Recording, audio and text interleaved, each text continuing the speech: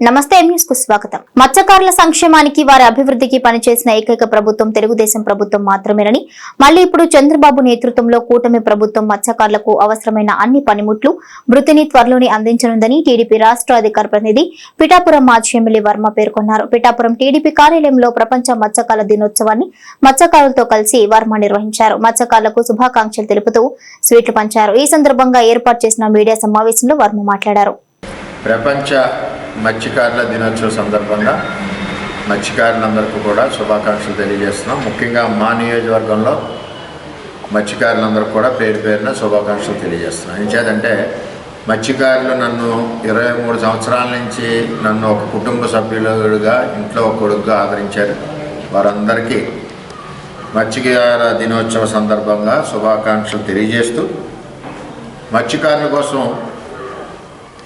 తెలుగుదేశం ప్రభుత్వంలో 2014-19లో ప్రతి మత్స్యకార గ్రామానికి సుమారు 75 నుంచి 80% సీసీ రోడ్లు వేసి మహిళలందరికీ ఇబ్బంది లేకుండా తెలుగుదేశం ప్రభుత్వం చేసింది.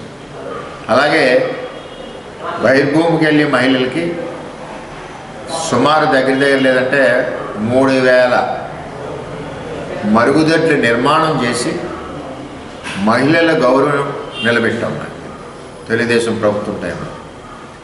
అదేవిధంగా హార్బర్ నిర్మాణం, మరి ఆ టైంలో చంద్రబాబు నాయుడు గారు కేంద్ర ప్రభుత్వం మాతో మాట్లాడి 300 కోట్ల రూపాయలతో హార్బర్ నిర్మాణం ఉప్పాడలో చేపట్టడం జరిగింది.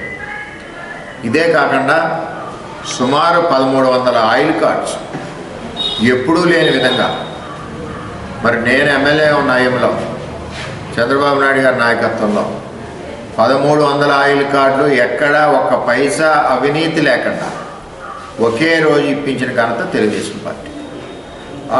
ఆ విధంగా వెళ్తా ఉన్నాం. మరి 1924 చూసుకుంటే జగన్మోహన్ రెడ్డి పరిపాలనలో ఏ రోజు కూడా సహాయ సహకారాలు అందించలేదు. ఇక్కడ సముద్ర కోత ముఖ్య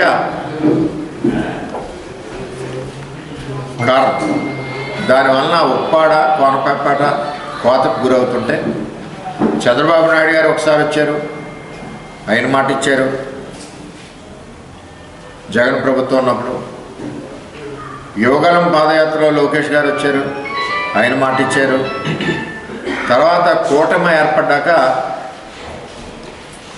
పవన్ కళ్యాణ్ గారు పిఠాపురం పోటీ చేసినప్పుడు ఉప్పాడ జంక్షన్లో బహిరంగ సభలో పవన్ కళ్యాణ్ గారు మాట ఇచ్చారు. నేను కూడా ఆ రోజు తెలియజేశాను, ఈ కోత ఎట్టి పరిస్థితుల్లోని మన ప్రభుత్వం వచ్చాక చేయాలని చెప్పి పవన్ కళ్యాణ్ గారికి తెలియజేశాం. లోకేష్ యోగానం వచ్చినప్పుడు లోకేష్ గారికి తెలియజేశాం. చంద్రబాబు నాయుడు గారు వచ్చినప్పుడు చంద్రబాబు నాయుడు గారికి తెలియజేశాం. చివరిగా ఎలక్షన్ ముందు ఉప్పాడ బహిరంగ సభలో పవన్ కళ్యాణ్ గారు మేము సముద్రపు కోత ఎట్టి పరిస్థితుల్లోనే అరికట్టాలని మాట ఇచ్చాం. ఆ మాట ఇచ్చిన దానికి అనుగుణంగా పవన్ కళ్యాణ్ గారు కూడా వచ్చి సందర్శించడం కూడా జరిగింది. దాని ప్రయత్నం జరుగుతూ ఉంది, ఇటు ఉప్పాడ కానీ అటు కోనపేట కానీ. అదేవిధంగా మత్స్యకార వృత్తి 20,000 చేశారు. త్వరలోనే వృత్తి నిధులు కూడా మరి ప్రభుత్వం ఇచ్చే ఏర్పాటు చేస్తుందని నేను తెలియజేస్తున్నాను. మరి ఇవే కాకుండా ఏదైతే ఇళ్ల పట్టాలు ఏదైతే ఉన్నాయో దాని గురించి మత్స్యకారులందరూ కూడా కొమరగిరిలో కావాలని ఎలక్షన్ ముందు నుంచి కూడా వైసీపీ ప్రభుత్వం ఉన్నప్పుడు కూడా పోరాటం చేశాం. అప్పటి నాయకులు యాక్చువల్గా ఈ భూమి 100 ఎకరాలు ఎస్సీజెడ్ నుంచి ఇవ్వాలని తెలుగుదేశం ప్రభుత్వంలో నేను ఎమ్మెల్యే ఉండగా పెట్టాను.